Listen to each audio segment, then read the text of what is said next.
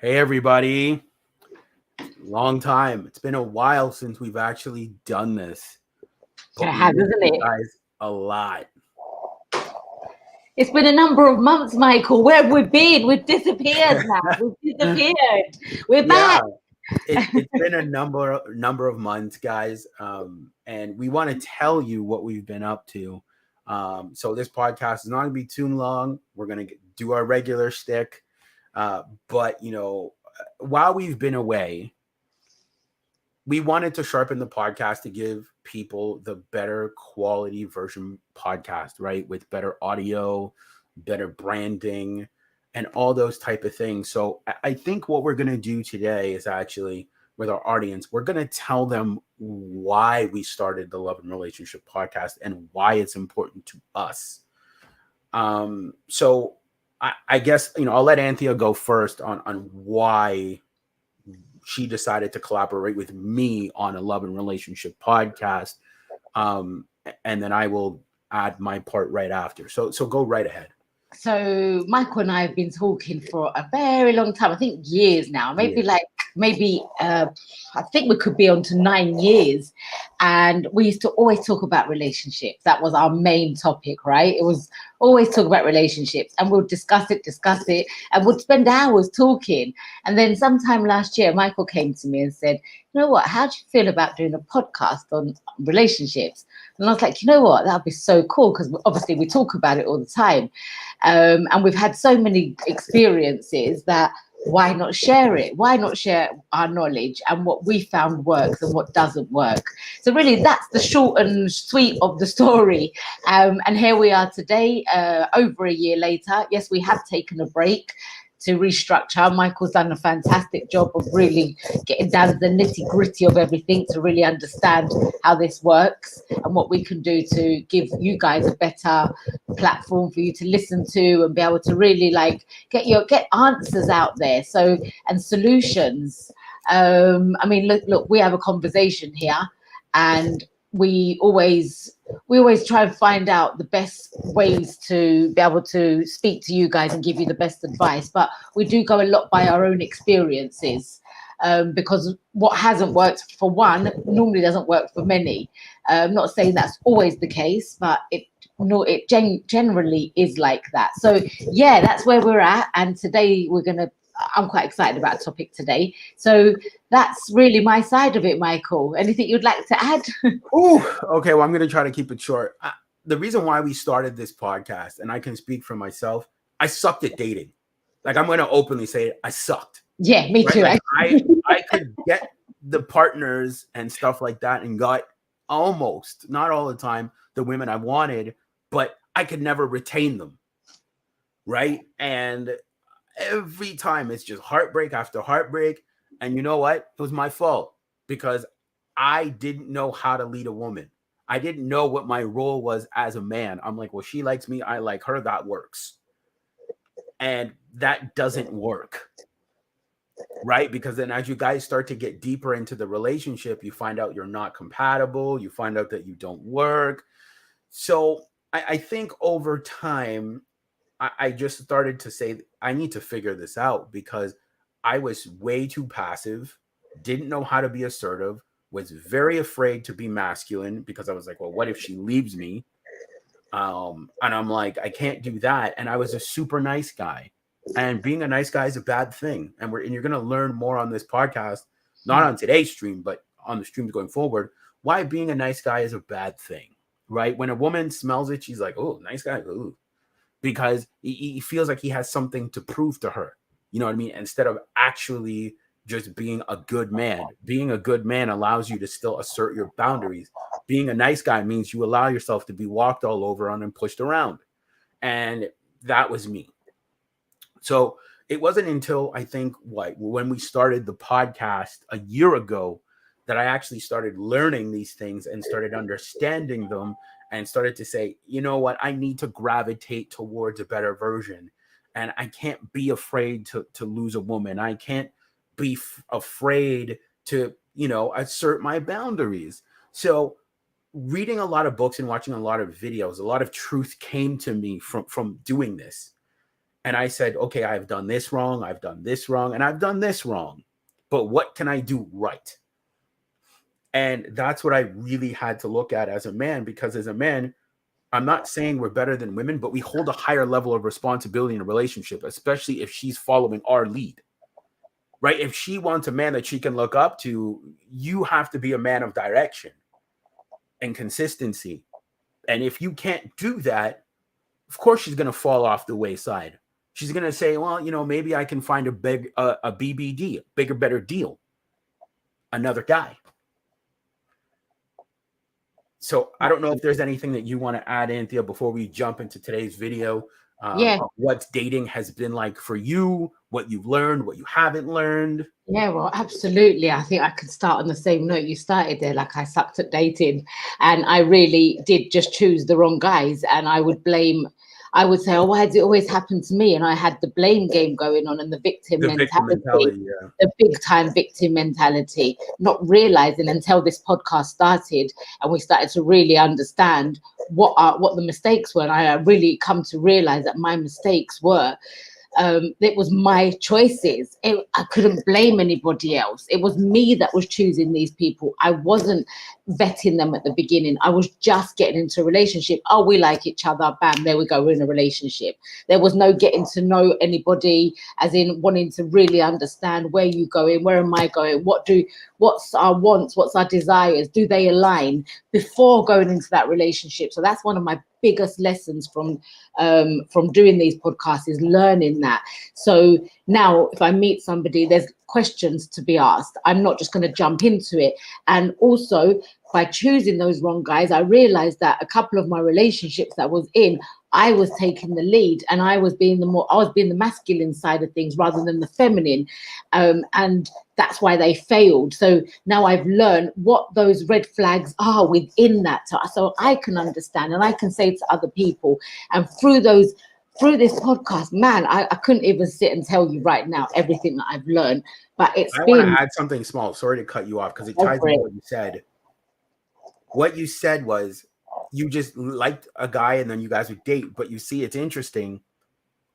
A lot of times we will date someone because they make us feel good, but they're not good for us. Right. So I really want you guys to hear what she just said, is she dated guys that made her feel good. Yep. But that weren't good for her. And that's a mistake that a lot of women make. They'll say, well, this guy makes me feel good. He gives me the tinglies, but he's not good for you at all. Nothing. Long term.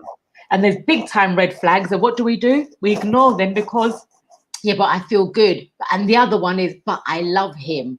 That one we'll dig deep into that one on another episode. Yeah. But it is quite amazing how much you get to learn by listening, by actually just speaking about the relationships and like doing what we do. So I'm just so grateful that we're here, and I'm grateful that we're continuing. And I one of my biggest passions in this world is to help other people in any way, shape or form, to be fair. And this is one of the ways that I want to contribute to the world, to be able to, because I think one of the biggest thing in this world is relationships. Number one, the relationship with yourself is the biggest one of all. And then your friendships, your relationships with your family, and your relationships with your partners. Or business partners, yeah. Or business partners. And if you can get to understand that and really get to grips with how that all works, and be able to understand what's right for you and what's not, whether it's a family member or not, just because their family is not always the right people for you, whether it's a relationship, whatever it is. This is why I have a great passion for what we do, because it does help people have better dating. And actually, isn't that one of the best things in the world, to have a great relationship? Isn't that what everybody wants? Ultimately, we all want to have great relationships in our world. Nobody wants to be arguing or going down the wrong rabbit hole and, getting into a muddle. We don't want that. We want to be able to date better. So that's why we're here. And I love that you said that, though, because before we share today's video, guys, on why peace is so important in a relationship, one of the questions that we get asked is, who are you guys to give dating advice when you're single? Now, I'm going to say this. What people need to understand is it's about the intent of the individual. And our intent on this podcast is only to educate. Our job on this podcast is not to fix your relationship. I want to make that abundantly clear. We're not here to fix it. We're here to reveal some things to you that are either going to enhance your relationship or make you exit your relationship. That's it. We're not here to fix anything, right? We're not those type of helpers. We're either going to have a conversation. It's either going to enlighten some things for you to say, well, maybe I can be better at this aspect in my relationship and elevate, or you know what, this is the wrong relationship, and they break up. So we're happy either way. If we elevate your relationship, great. If we break your relationship up, great. Because you staying in a relationship with someone you're not, good for or good for them, then you guys need to break up. So as I like to say it, and I think this is important for people to understand this when we say this, is the conversation needs to be the point of target. A lot of times when we have these conversations, people get emotional, they bring ego. No, the point is to focus on the conversation itself. It's not about a guy, it's not about a girl, it's about the conversation. So if you can't really focus on the conversation and a solution that's going to be had from the conversation, then you need to leave the table. It doesn't mean you can't have an opinion. It doesn't mean you can't have a view, right? But like when you start bringing emotion, you start getting heated, you start, feeling all types of way, and you bring your ego into it, we're never going to get to a solution to bring this back. This is what it should be. Men and women. You see, the man is hugging the woman and making her feel safe and protected. And the woman is touching the man's chin, giving him ultimate forms of femininity, safety, and comfort. But you see, now in the world, it's more like people divorce, break up, whatever. Breakups happen, yes. But we need more of this in the world. Not only for us as like a male and a female, but also for maybe children that we produce so they can grow up in happier, healthier homes. Yeah, absolutely. And that's a really good point to bring up. It's like, actually, because every relationship has a knock-on effect on everybody around you. So, I've heard throughout our podcast people having aha moments, and including myself. And I think I can honestly say for you as well, like you have those aha moments. And when you have that realization that it's not about the other person, it's about yourself. It always comes back down to yourself. And you can actually implement things that we've said and recognize what you're doing that you could actually do better. And that's what it's about, really, is each step of the way in this life journey is to be showing up the best version of yourself, I think, anyway. So you can serve other people. Right, absolutely. And when you can get and no one's going to get anything perfect. Doesn't work like that. There's never going to be a perfect relationship. There's always going to be disagreements, but as long as there's a solution behind those disagreements. Like you can bring it back to love. That's the whole point. Like, yes, if you guys have ever been to a fair and shot like one of those plastic guns at the water balloon and it fills up and it explodes, your goal is to always get it back onto target, right? So you can get the end result, which is the balloon exploding. So you're going to come off target sometimes. You might get into a disagreement with your partner. Certain things might happen, but it's can we get back onto target, which is the core foundation of the relationship being about love, respect, and genuineness and moving forward. Mm-hmm. That's what it comes down to. Can we get back on the target to move forward? Mm-hmm. Not 2 steps backwards. Exactly. Not about, let's get the relationship back to what it was. No. Every time you have an argument, the relationship should progress. Yes. That's the goal. It should always progress. Yes. You shouldn't be having the same argument multiple times. It should every time progress and elevate. That's the goal. So with that being said, guys, we have a video to share today, which we're really excited for, but we also have some other surprises to share with you guys as well, that we're really excited to share. I just kind of wanted to keep them a secret, but now they won't be. So guys, this is our link tree. You can find us on Pinterest, Locals, which is a private platform where we will be giving private content and coaching as well. We're going to be offering that to you guys. You're also going to have us on Rumble as well. So Friday's episodes are going to be on Rumble as well, which is going to be amazing. We're also going to be on Linktree. So we've added some new platforms to what it is we do here, and we're looking forward to being on those platforms and, you know, providing some value over there. So I'm going to go into today's video. I just wanted to give you guys a quick share. It's going to be in the link down below. So no matter what platform that you guys follow us on, you'll be able to find our link tree with all of our social media on there, which is going to be fantastic for you guys to follow us on other platforms and support the podcast. Because again, we're going to try to take this to the furthest level that we can. As I said, to help inspire change and get people in the relationships that they actually want. So with that being said, we're going to get into today's video. I'm going to mute my mic. We're going to play today's video, and then we're going to break it down as well. And it's going to be a great time. Pay the cost, because to him, that's not what he wants.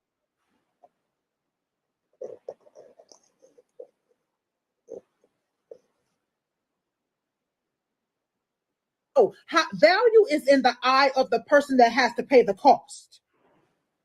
Okay? This is the reason why there are a lot of women that will say, I don't understand why he don't want me. I got a 6-figure job. I got this type of shape. I got this. But he didn't value it, so he didn't pay the cost. Because to him, that's not what he wanted. That's not what he needed. 6-figure men aren't looking for 6-figure women, by the way. 6-figure men are looking for women that can give them what the 6 figures don't. They already got the 6 figures. They're looking for something else. That's why they go find the girl that work at Wendy's. No shade to Wendy's, because, you know, keep doing what you do. But that's why they go find the person that works somewhere where you think that's low. Why he pick her? Because she gave him peace. She gave him peace. She created a home for him. He didn't ask for 6 figures. He want peace. So therefore, how can you say that a high value man is this or that? No, value is in the eye of the person that has to pay the cost. Okay, so the video's done. I don't know if did you catch any of that, Anthea? Yeah, I did. Yeah, okay, so from the beginning. I love what she said, though. It's about the cost. When you date somebody, right? What cost are you willing to pay? Right? Because as Anthea said, when we talked about the beginning of the stream, you're going to look at them and you're going to have your red flags, you're going to have your green flags, which are positives, and then you're going to have a lot more red flags. So when you're dealing with somebody, it's like that cost might be too high. And on this podcast, what we're really going to focus on is actually examples. So for me, if I'm dating a woman and she posts a lot of sexy photos on Instagram or Facebook, and I mean like bottom out, breast out, that's not a cost I'm willing to pay. Someone else might be willing to pay that cost. I don't want to pay it. For me, that disturbs my peace. That doesn't work for me. And peace goes both ways. You see, like she was specifically focused on the men, but women want peace too. Now, again, with that being said, it depends on the woman, how emotionally mature she is and all those other things, because there's some women that don't want peace. They love chaos, which is going to be Wednesday's episode.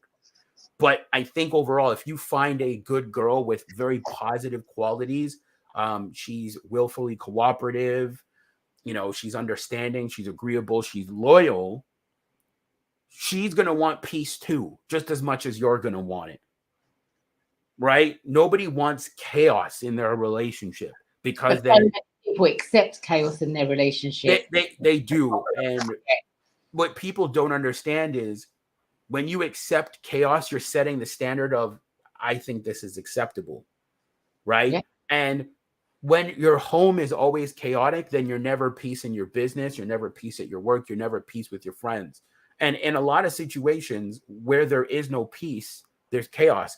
Guys are not coming home to their wives anymore. They're staying out longer than they should. The boss is like, oh, Jimmy, are you going home now? He's like, no, I'm going to stay here for an extra 3 hours. And Boss I've heard that so like, many times, Michael. I've really heard that. And that breaks my heart. It actually breaks. Boss is looking at him like, don't you have a wife to go home? And in his mind, he's like, I don't want to go home. Like my wife's chaotic. Yeah. And it's the same thing like for women, right? They don't want to deal with very chaotic dudes. You know what I mean? That are, and again, Anthea can speak on this because it's, you know what I mean? Like she's going to speak from the woman's point of view, but what is a chaotic man to you? Oh, a chaotic man is somebody who doesn't listen to anything that I've got to say or wants to pick an argument with me or everything I go to do, or not just for me, for anybody. If I'm watching somebody in their relationship and the male is just causing problems, just if the woman, anything she goes to do, he will try and say, oh, you're trying to get attention, or why did you look over there, or why, oh, I asked you to make this for dinner, why did you make that? Or, it's just being argumentative for everything that's being said. Now, back in the day, I would accept things like that because I thought it was love. I honestly confused it for love, and it's not love. And that's what Wednesday's podcast is going to be about, because I think when you're in a peaceful situation with somebody, right? And again, we're going to use a guy and a girl. I think for me, peace is the person adds value to your life that within your option of people, they don't give you that. Yeah. So everyone has got options. Males and females got options, right? But this particular person gives you that sense of peace. When they're around you, the conversations are great. You know what I mean? There's a lot of growth. There's a lot of vulnerability. There's a lot of transparency. There's understanding of wanting to build. And this is, I think, the most important part, even in chaos, they know how to navigate and come down to a place where it's solution based. And it's calm. It's calm. And it's calming, even though the situation's chaotic. The situation, and they don't become chaotic. Yes. And I think that is where people gravitate towards that level of peace, because usually in chaotic situations, people will elevate more. They'll become more chaotic, start yelling, screaming, berating, belittling, you name it. Yeah. People you said something earlier that I just want to touch on, where you said about being positive, because you know what, if I'm around somebody, anybody, it doesn't necessarily have to be in that particular relationship. Well, let's just say with a male, he's my partner, let's say, and he just turns up with the negative effect continuously. Everything is negative. There's nothing. He's not looking at anything on a positive side of life. He's just looking at everything as the nitty gritty, and nothing is working out, and everything seems to be like a brick wall ahead of us. Mm-hmm. Then for me personally, that is not peace in my world. For me, a man, if I'm in a relationship, then that man needs to bring that sense of positivity. I want him to be able to see things in a beautiful, positive light, and be able to come up with solutions, and me to be able to follow those solutions, and be able to walk alongside him or behind him to say, actually, this is my man. I trust his lead. I trust what he says. I trust what he does. If somebody wants to create an argument, he doesn't react. Time, and he stops, and he will either walk away and take his time and be able to then come back and be able to deal with it, rather than, because when you get a person who just reacts there and then, we've got a dangerous situation.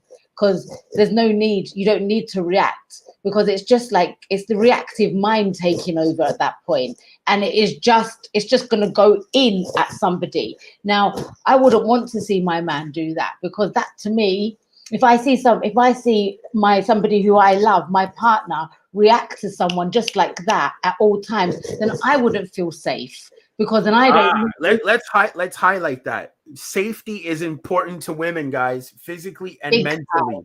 Big So time. you need to have some form of emotional intelligence, right? Yes. And what I mean by that is you need to be able to be stoic in situations that are chaotic. So when things are going left, either in life or whatever, she's looking up to you for that stoicism. Because if you guys are both in your emotions during an argument, nothing gets solved.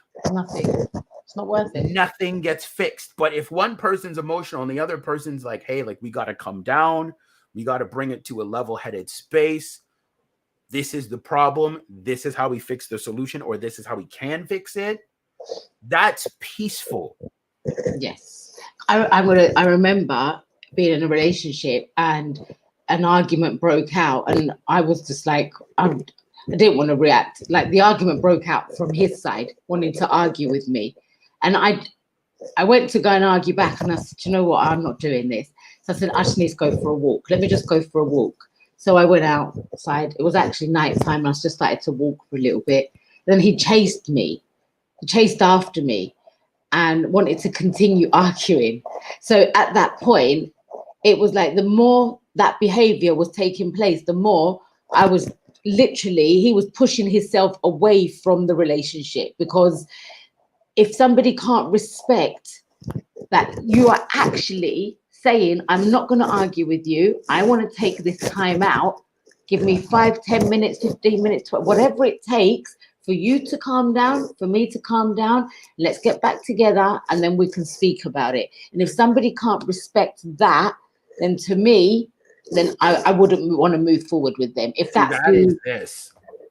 Emotional damage. Yes. That's exactly what that is. It's emotional damage, man. Like, and that's what I'm trying to say is they're not being in a relationship is a skill. First off, it's like anything, right? You could sit there and say that you want to be a doctor, but do you have the skills to be a doctor? You could say, I want to be a football player, but do you have the skills? That's what matters. What you want doesn't matter. It's, do you have the skills? So in a relationship, there are certain skills that are required to be in one, right? Respect, genuineness, understanding, all of those things. And I think what I want to do is create a document for you guys where we talk about the skills that are required for you to be in a relationship. Basic skills. Yeah. Because at the end of the day, if you don't have those basic skills to be in a relationship, how can you expect them to work? You don't have the skills. Yeah. And I think, again, can I just say on this one, first and foremost, you've got to be able to be at peace with yourself in order to be in a peaceful relationship.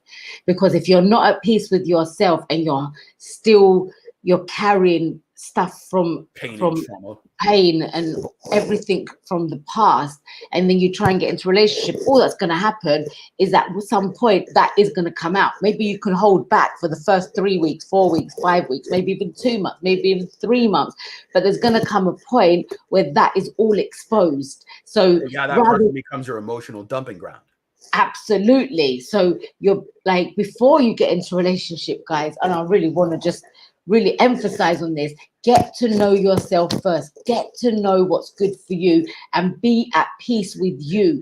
Be able to spend time with yourself, and as much time as you need to spend with yourself. Yeah, because you can't give what you don't have. If you don't have peace, how can you give it? You can't. Exactly. The things that you think are missing from other people are actually missing from yourself.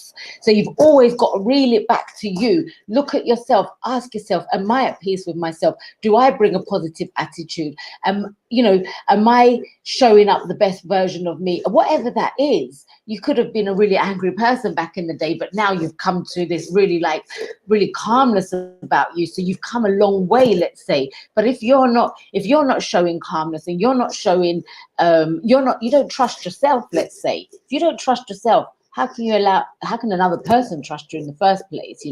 You've got to find those qualities in you first and then step into a relationship.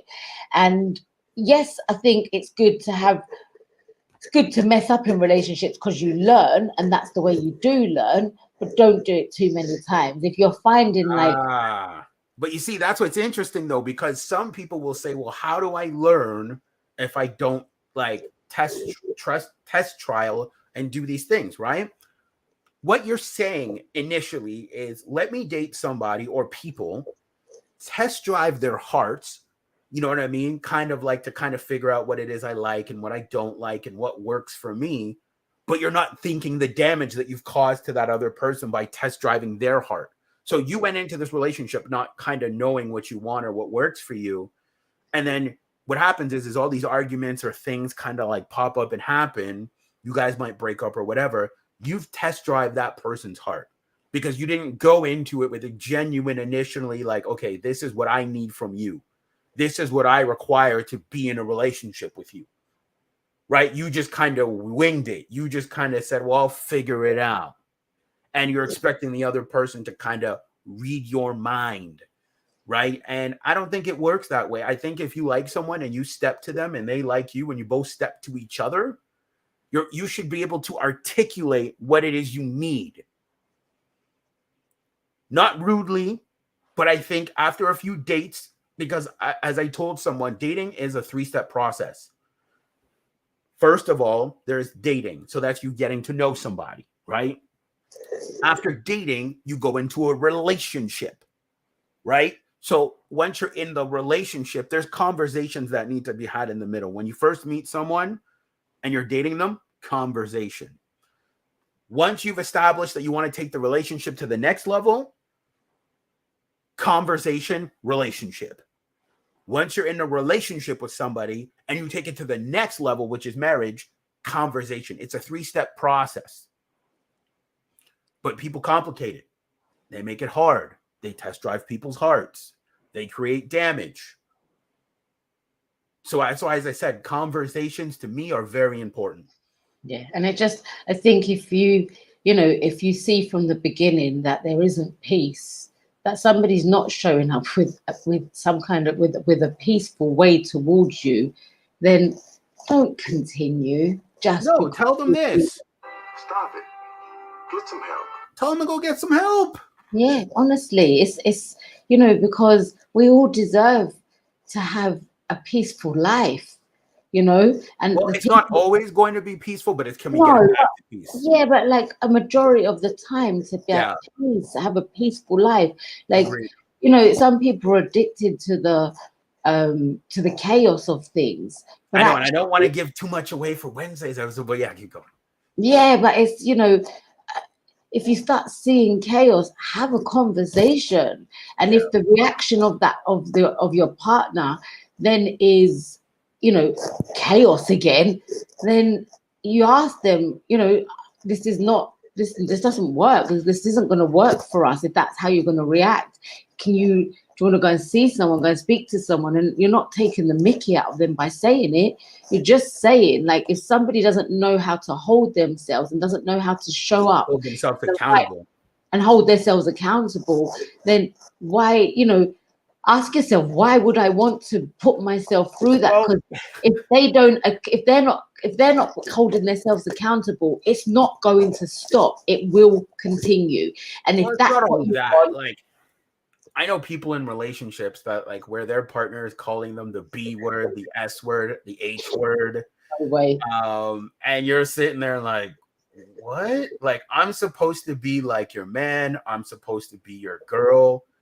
You're supposed to care about me and love me, and you're calling me these derogatory names. Yeah, no way. You know what I mean? Like that is unacceptable. It's a big cross. And the computer said no, it's not happening. Let's be honest. It's easy for us to say that, but when you're in love with somebody, it's a different thing because you might tolerate that behavior. No, I won't. No, I know I won't because I've already been there, and I won't. Well, I'm saying in general, some people might because they might attach that to love. Yeah, that's the thing. They might attach that to love and say, and this is where I think universally, when you get into a relationship with somebody, you should know that there's some lines you just don't cross. Yeah. Like universally, everybody should know. Like, yo, you call me the B word, like we're done. Like, Yeah. there's no like, oh, There's no, yes. Stop confusing that with love, because it's not love. So if somebody's coming to you calling you a C word, I mean, yeah. that to me is the worst of the worst. If that comes out of their mouth towards you, now think to yourself, would you call yourself that, or would you tolerate your child calling you that? Like, or just think of, why would you allow anybody to call you anything other than positive words? Well, people make mistakes. Like let's say you told your girl to like shut up or something, right? It happens, but not to the realm where it's going to there. Yeah. Once you've gone there, that's like the land of no return. Yeah. No. Like, because at that point, it's like, as I said, like if I'm dating someone and she calls me the B word, you're gonna get a look, and I'm just gonna tell you it's done. Because you have no, because we also got to look at it too. A lot of times people are used to those type of relationships, or they've come from those type of relationships where that type of behavior was acceptable. Yeah, but hang on a sec. This is where I want people to really understand. If that's what's happened before and it didn't work, ask yourself, why would it work in this relationship? It clearly doesn't work. If you've been in relationships where that's what's been happening and that's what you've associated love with, and you're not with those people anymore, why do you think if you get into another relationship where you allow that person to call you names, then it's going to work? I mean, well, I have an answer for that though, because that's what they're used to. Yeah, it doesn't matter. But if you think of it logically, 100%. It doesn't matter if somebody's used to it or not. But if I'm saying, if they stop and think logically about their situation or what's happened in the past and it hasn't worked, then why would it work again? Ask yourself, why would it work again? What difference? It's all it is a different body that you're looking at. It's the same behavior. You're tolerating the same stuff coming from them. Everything is exactly the same. All that's different is you're looking at a different face and a different body. Well, but I'm going to give you an amazing example because I'm agreeing with you, but like, that's the thing. A lot of people are used to that. I'm not saying it's okay, but like, imagine, for example, your whole life, all you've eaten is pineapple. That's all you know. You don't know anything else. All you know are pineapples, right? And someone comes along and says, I want you to try this mango. You might be open to trying the mango, and you might say, it's okay, but you're used to pineapple. You see what I'm saying? So that's where the disconnect comes in, is people are used to that. They haven't done the healing. They haven't, looked at themselves internally. Why do I put up with this type of behavior? Why do I see this as acceptable? They haven't done it. They just said, well, if it didn't work with them, maybe the next person it will. Yeah, and what I'm saying is it won't work. It won't work. It won't. Illogically, it won't work. They tried to rationalize why it will. Yeah, but it won't. Oh, that's the delusion. That's the delusion kicking in, though. Yeah, absolutely. It just won't. Like, it just won't. If you, I don't even.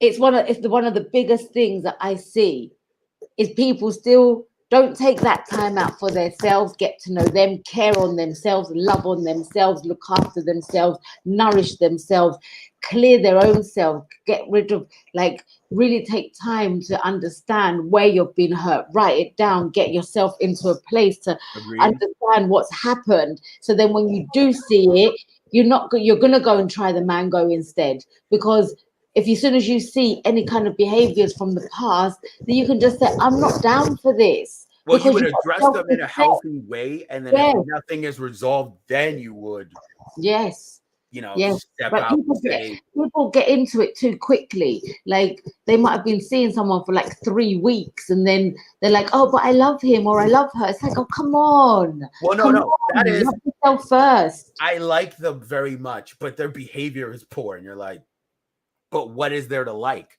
Okay, we'll use it like a girl saying, but I like him. but his behavior is trash and he's leading you nowhere. Yeah. This man is going to lead you to destruction off a cliff, but you're like, I like him. Now you sound like a child. I'm not calling you a child, but I'm saying your mindset is very childish because this man would lead you off a cliff blindly because you're going by how he makes you feel instead of saying, is he good for me? And now you're being led wrong.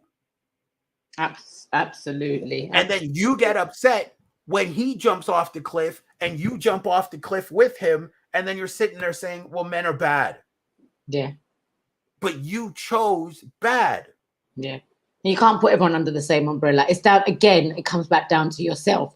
If that's who you're choosing, if that's the type of person you're choosing, you cannot turn around and say all men are bad or all women are bad. It's you are making the choices. This is what I just want to make abundantly clear as well. You are making the choices. Stop blaming other people for your choices. And if you're going to accept that type of behavior, then look at yourself. And ask yourself, why am I accepting this type of behavior? And how can I get out of this? What help can I get to help me? Exactly. What help can I get? Personal What can development. I do? Yes, Something. for myself. Always look back at yourself and stop pointing the fingers at other people. And on that note, Michael, I think we've been going for about 40 minutes. Yeah, we're crossing the benchmark now. So look, guys, we're really appreciated those that like and comment. Thank you for showing up for our first live back. There's going to be many more to come. Thank you. As I said, there's going to be no breaks after this. After this, you are stuck with us. We're full steam ahead, baby. Yeah, so you guys got to strap in for the ride. We will see you Wednesday. You're going to get nothing but consistency from us with great topics, great stuff planned out. And again, we're going to work on some fantastic stuff for you guys with coaching. As I said, maybe a PDF with relationship baseline principles, just a one-page thing that we can put together. And yeah, we will see you guys on Wednesday, same time, 4:30 our time slot. So take care.